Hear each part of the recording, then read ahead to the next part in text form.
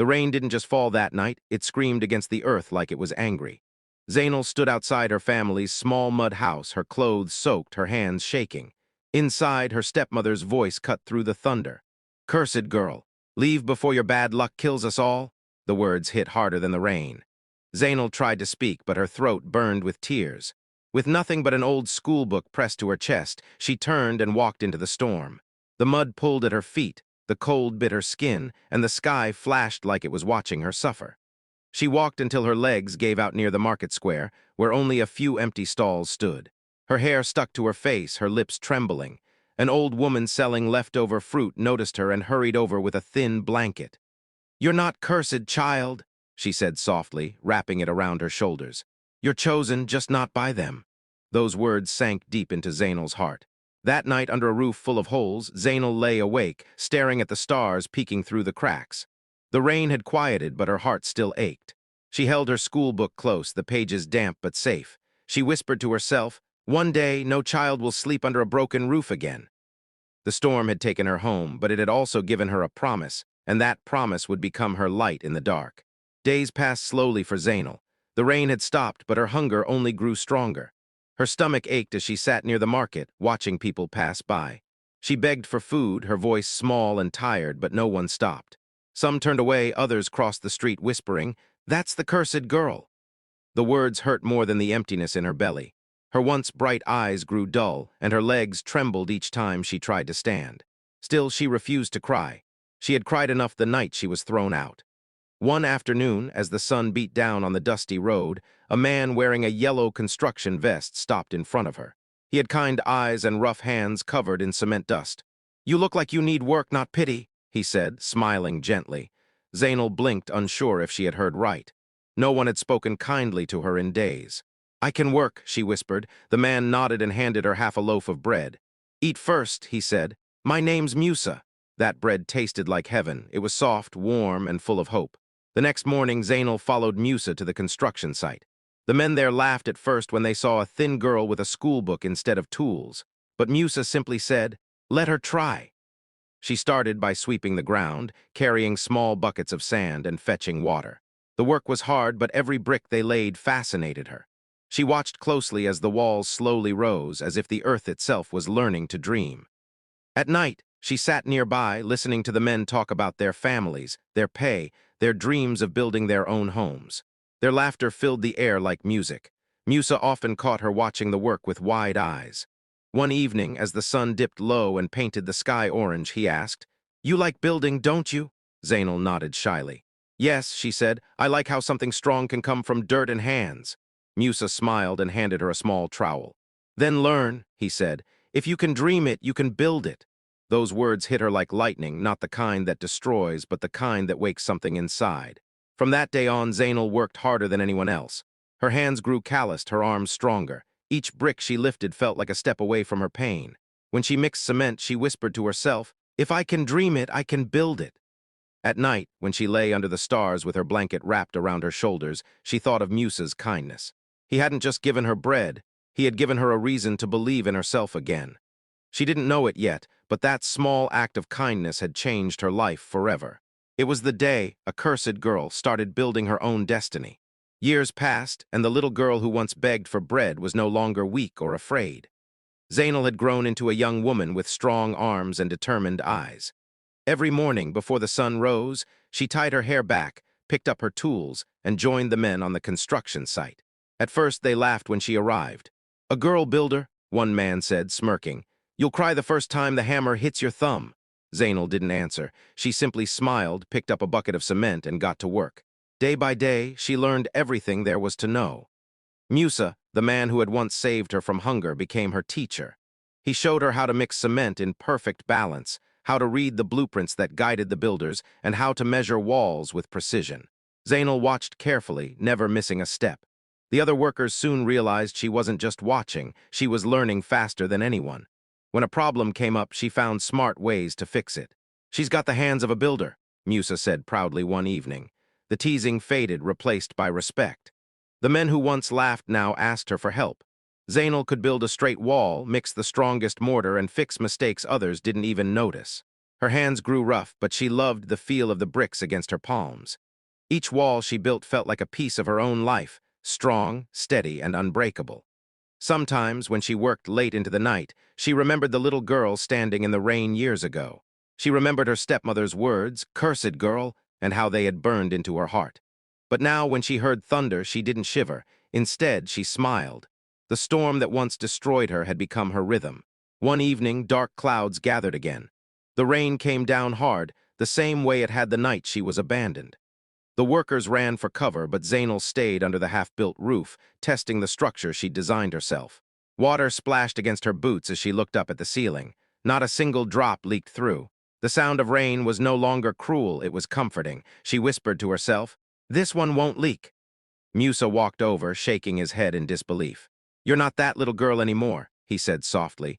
Zainal smiled, brushing wet hair from her face. "No," she said, "that girl was learning how to build walls. This woman is learning how to build dreams." The rain kept falling, but Zainal didn't move. She stood there, drenched and proud, knowing that she had built more than just houses. She had built herself. Her heart, once broken and afraid, was now as strong as the concrete beneath her feet. And for the first time, she truly believed she could build anything, even a new future. 10 years had passed since that stormy night when Zainal was thrown out of her home with nothing but an old schoolbook. Now, as the sun rose over the dusty road, a large white truck rolled into the same village. On its side, bold letters read, "Kanya Homes, we build hope." The engine stopped, and when the door opened, a woman stepped out wearing a hard hat and a bright smile. It took a few moments before the villagers recognized her. Whispers spread through the crowd like fire. "Is that Zainal?" someone murmured. "The cursed girl?" another asked. But the woman standing before them didn't look cursed. She looked strong, calm, and full of light. Children who had never seen her before pointed at her truck, admiring the logo painted on the side. The adults, the same ones who had once crossed the road to avoid her, now stood frozen, their faces filled with guilt and disbelief. Zainal didn't gloat or boast. She simply smiled at them, her eyes kind but steady. Her gaze stopped on one house at the edge of the village, the same mud brick home where she had been cast out years ago. Its roof had collapsed after the last storm. Water had soaked through the walls, and broken pieces of metal leaned against the side. Sitting outside on a wooden stool was her stepmother, older and thinner now, her face marked with time and regret. When she saw Zainal walking toward her, she gasped and stood up, her hands trembling. Zainal stopped in front of her, silent for a long moment. The rain that once fell between them had been replaced by a heavy stillness. "You said I brought rain," Zainal said softly, her voice calm and full of grace. She looked up at the broken ceiling of the old house. "But I think I was meant to build shelter." Her stepmother's lips quivered, but no words came out. Her eyes filled with tears as she stared at the woman she had once called cursed. Zainal didn't wait for an apology. She wasn't there for revenge. She was there to rebuild. She turned to her workers who had followed her from the truck and said, "Let's start here." The men began unloading tools and materials while the villagers watched in silence.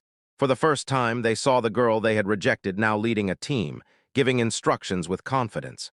She moved through the worksite with ease, checking measurements, mixing cement, and guiding others with patience. As the new roof started to take shape, children gathered around, cheering and clapping. The old woman sat nearby, tears rolling down her cheeks. When Zainal handed her a cup of tea, she couldn't look her in the eye. But Zainal gently said, "You don't need to say anything, the walls will speak for us." By sunset, the roof was fixed and the house stood strong again. The villagers whispered in awe. The same rain that had once chased her away had now brought her back, not as a curse, but as a blessing. Zainal did not stop after fixing her stepmother's roof. The next morning, she woke up early, the sky still soft and pink, and she called all the children in the village to the open field. They arrived with curious eyes, some holding sticks, others barefoot and giggling. They had heard stories about her, but many had never spoken to her before. Zainal smiled and opened the back of her truck, showing small tools, pieces of wood, nails, and tiny bricks. "Today," she said gently, "we learned to build." The children looked at each other, surprised. No one had ever taught them something like this. She started with simple things. "Let's build benches first," she said. The children watched closely as she placed the wood on the ground and measured it with careful hands. She showed them how to hold a hammer, how to tap nails slowly and safely, how to make sure things were strong and straight. Their tiny hands shook at first, but soon the field was filled with happy tapping sounds and small cheers every time a nail went in right. When they finished, they sat on their own benches, laughing proudly. Next, she showed them how to build little walls and chicken coops so families could raise chickens and have eggs to eat. "You don't just build with your hands," she told them softly, kneeling down to meet their eyes. "You build with your heart. The world may call you names, but you decide what those names mean." Some children nodded slowly, as if they understood every word. Others just smiled, but the message settled in all of them like sunlight on skin. As they worked, Zainal noticed someone standing a little distance away, half hidden behind a tree. It was her stepmother, holding nothing, unsure whether she should come closer.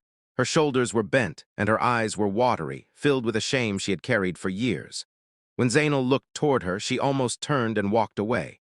But instead, Zainal lifted her hand and waved her over gently, like calling a child who had been lost. Her stepmother approached slowly, her steps shaky. The children stopped and stared as the woman stood there, unsure what to do. For a moment, the past felt heavy in the air. Then Zainal picked up a hammer and held it out. "You can help too," she said kindly, her voice soft and warm. The woman's breath trembled. Her shaking hands reached out, and she took the hammer like it weighed the world. Tears slipped down her cheeks. For years, she had spoken only harshness to this girl. Now she stood learning from her, and Zainal did not judge. She guided her hand like she would guide a child's, patient and tender. That day, more than walls were built. Homes were repaired, fences strengthened, and the village looked brighter than it had in years. But the biggest change was inside the hearts of the people. The villagers did not just gain new roofs. They gained humility. They saw forgiveness with their own eyes. They saw strength that did not shout but healed. And as the sun set, they watched Zainal laugh with the children, her eyes shining with peace, and they knew she had not come back for revenge. She had come back to rebuild, not only houses but souls. Years later, the sky once again turned dark and angry. Heavy rains flooded towns nearby, sweeping away homes, belongings, and hope. Zainal watched the news and felt her chest tighten. The images of children crying in the rain brought back a memory she could never forget, the night she had been thrown out, alone and soaked, with nowhere to go. She turned off the television, stood up, and whispered to herself, "Not one more child will sleep in the rain." Within months, she began her biggest project yet, a place she called the House of Tomorrow. It wasn't just a building. It was a dream turned into bricks and walls. It would be a free shelter for single mothers, orphans, and children who lived on the streets. People in nearby towns started talking about it. "Who is behind this?" they asked. When they found out it was Zainal, the once cursed girl, the story spread like fire. The day finally came when the shelter was ready. It stood tall and bright, painted in soft colors, with strong roofs, clean rooms, and gardens where children could play safely. There were small classrooms, beds with warm blankets, and a kitchen that always smelled of bread. Zainal walked through every corner, checking the walls with her hands, smiling as she saw what her journey had created. The sign outside read, "The House of Tomorrow, built with love by Kanya Homes." When the mayor arrived to cut the ribbon, there were cameras, reporters, and officials everywhere. Flashing lights and microphones surrounded her. A reporter asked, "Miss Zainal, how did you fund such a massive project?" She laughed softly, her eyes gentle. "I started with nothing," she said, "and somehow that taught me to build everything." Her words echoed through the crowd, touching hearts. People clapped and cheered, but Zainal didn't stay for the speeches. She had never liked attention. She believed her work should speak for her. While others were busy taking photos, she slipped away to one of the new rooms. Inside, a small boy was struggling to fix the leg of his new bed. The screws were loose, and the bed wobbled. Zainal knelt beside him, her long braid falling over her shoulder. "Make sure it doesn't wobble," she said gently, holding the frame steady while he tightened the screws. The boy looked up at her with big, grateful eyes and said with a grin, "You're the best builder ever." Zainal laughed softly, her heart melting. For a moment, she forgot about the cameras and the crowd outside. This, the small smile of a child, was her real reward. She sat there a little longer, helping him test the bed until it stood firm and safe. As she walked out of the room, the sound of children's laughter filled the hall. Zainal paused and looked up at the roof. Not a single drop leaked. The rain still fell outside, but inside her shelter, every child was warm and dry. She smiled to herself and thought, "This is what I was meant to build, not walls, but safety, not houses, but hope." The night began with a low rumble of thunder far in the distance, but Zainal could feel it. The storm was coming. The wind picked up, whistling through the streets, bending trees, shaking windows. Then the rain came, fast and wild, hammering against roofs like angry fists. It was one of the worst storms the region had seen in years. Within hours, water rushed through the dirt roads, swallowing shoes, buckets, and hopes. Families screamed for help as roofs tore away and walls cracked under the weight of the rain. Zainal didn't hesitate. She threw on her raincoat and called her team. "We move now," she shouted over the roaring wind. Her workers, the same people who had once been poor and homeless like she once was, jumped into their trucks with ropes, shovels, and supplies. The headlights cut through the darkness as they drove toward the villages being hit hardest. The storm raged, but Zainal's heart was steady. She had faced storms before, but this time she wasn't the one who needed saving. When they reached the first village, chaos met them. Mothers held their children, crying for help. Old men stood helplessly in knee-deep water. Zainal jumped out and ran to a crumbling hut where a family screamed inside. "We'll get you out," she shouted. Her team formed a human chain, pulling people to safety one by one. The rain soaked her completely, but she didn't care. Every child they saved, every roof they managed to cover, reminded her why she had started building in the first place. Then through the blur of rain and lightning, Zainal saw it, the old market square. Her breath caught. It was the same spot where years ago she had collapsed as a scared, abandoned girl, clutching her old schoolbook. Her feet carried her there without thinking. And there, huddled under a broken stall, she found a small boy crying, his clothes dripping wet, his lips trembling. She knelt down beside him, her heart aching. Gently, she opened her umbrella and held it over his head, shielding him from the storm. "It's okay, little one," she whispered. The boy looked up at her with tear-filled eyes. And in that moment, something inside her broke and healed at the same time. She could feel her own tears mix with the rain. "Not one more night in the cold," she said quietly, a promise not just to him, but to every child like him. By morning, the storm had passed. The sun rose golden over the wet earth. The air smelled of mud and new beginnings. Zainal's team had worked through the night, repairing broken roofs and building temporary shelters. Families stepped out, tired but safe. As Zainal walked through the village, people called her name, but this time it wasn't with fear or insult, it was with love. "Zainal," they shouted, smiling, waving, some crying. "You saved us." And for the first time, standing under the soft morning light, Zainal realized the storm hadn't come to destroy her world. It had come to show her how far she had built it. 20 years after that first brick was laid, Kanya Homes had become more than a company. It was a symbol of hope. On the day of its anniversary, the hall was filled with people whose lives Zainal had touched. Journalists flashed cameras, ministers shook her hand, and children she once sheltered now stood as proud young builders and architects. The banner above the stage read, "20 years of building hope." Zainal, dressed simply in her usual work clothes, stepped onto the stage, her heart full and trembling. She looked at the sea of faces before her and took a slow breath. "The rain they left me in," she began, her voice soft but steady, "became the water that grew my strength." The crowd fell silent. Many knew her story, but hearing it from her own lips made tears fall freely. "When I had nothing," she continued, "I learned how to build something that could never be washed away: love, purpose, and shelter." The audience rose to their feet, clapping and crying. In the front row sat her stepmother, now frail and gray-haired, holding a small flower in her hand. When Zainal stepped down from the stage, the old woman stood shakily and reached for her. "You were never cursed," she whispered, her voice breaking. Zainal smiled through her tears and gently squeezed her hand. "Maybe I was," she said softly, "but only to curse poverty, not people." The two women hugged as the crowd watched, their past pain melting away in that quiet embrace. Outside, rain began to fall, gentle and calm this time. Zainal looked up, her face glowing in the soft light, and whispered to the sky, "Thank you for washing away my weakness."